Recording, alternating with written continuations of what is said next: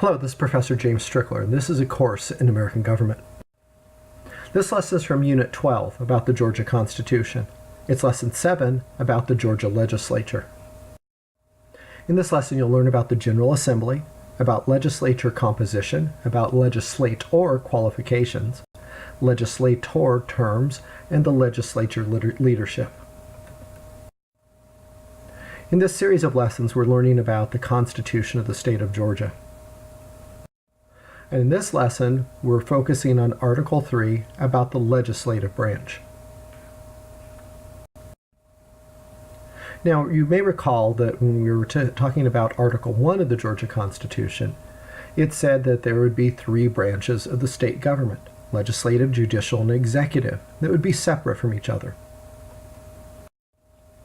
Article 3 of the Georgia Constitution establishes the legislative branch, and it says that will be a General Assembly, which will be composed of a Senate and a House of Representatives.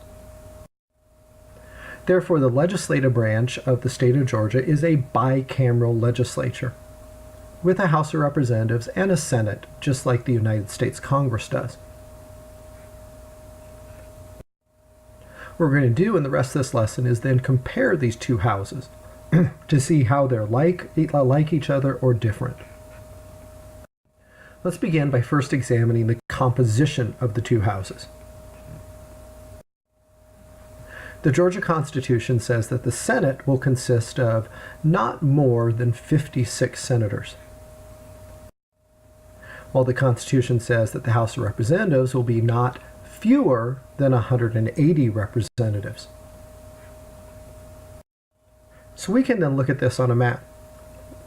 The state legislature is responsible after each census to draw new boundaries for these two different kinds of districts. On the left, we have the 56 Senate districts. Now, while the Constitution says that it will be no more than 56, the choice has been made to have it at 56, even though it could be less. On the right, we have the House of Representatives, which is the Constitution says will have at least 180 seats.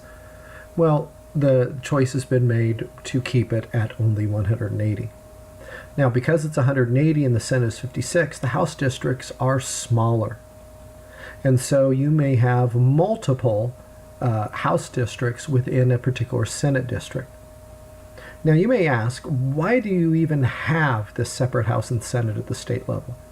At the national level, it kind of made sense. Remember way back at the beginning of this course when we talked about the Great Compromise and the creation of the bicameral Congress of the House and Senate, where the House represented population and the Senate represented states. Well, something similar was done at the state level for a long time, where the Senate seats might represent counties, while the House seats represented population. But eventually there was a United States Supreme Court decision that wouldn't allow that anymore. Both Senate and House have to be based on population. Just the Senate has bigger populations in each of a fewer number of districts than the House. The House has a lot more districts, so each has a smaller population.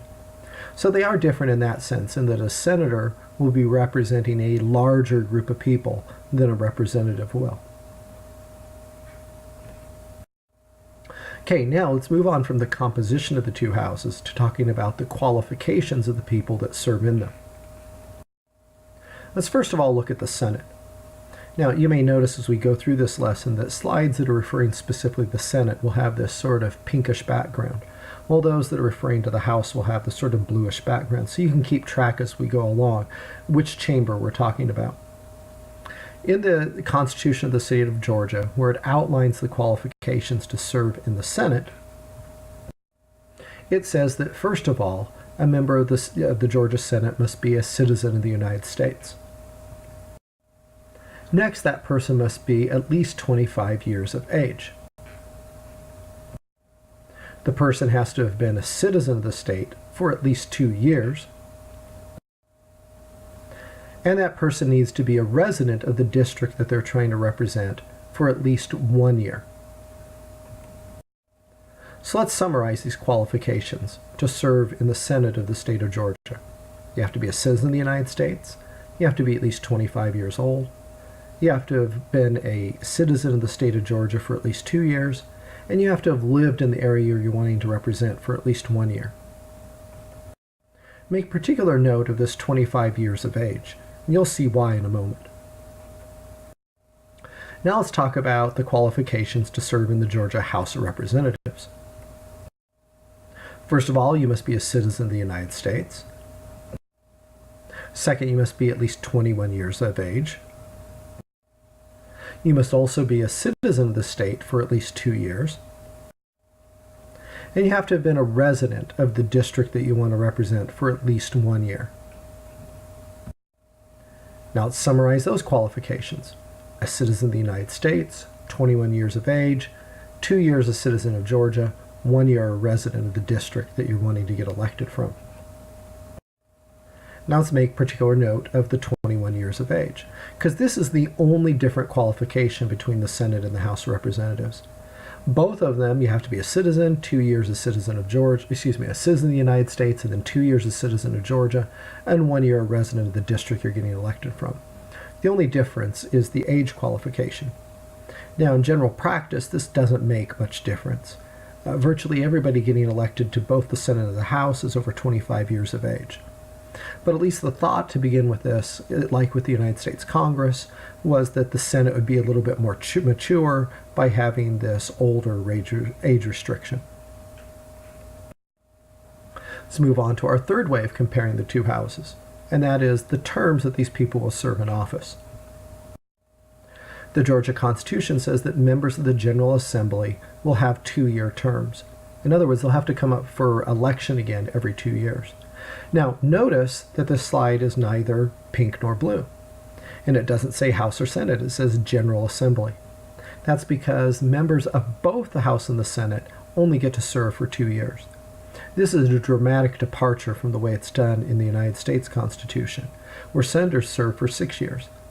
Now, why in the state of Georgia might they require senators to be reelected every 2 years, the same as the representatives in their state legislature? I think this is an example of those things that I said I would mention along the way, where the fear of corruption continues to provide certain emphases within the state constitution, or certain approaches to doing things. A member of the Senate that would serve for, say, 6 years becomes more detached from the voters. A critic might say more willing to not respect the voters and what they want. While somebody has to be elected every 2 years, has to stay in touch with the people from their district, has to be more willing to follow what they want. And at least theoretically, this would make them less likely to become corrupt, as they remain in touch with the people and continue to do things to get reelected.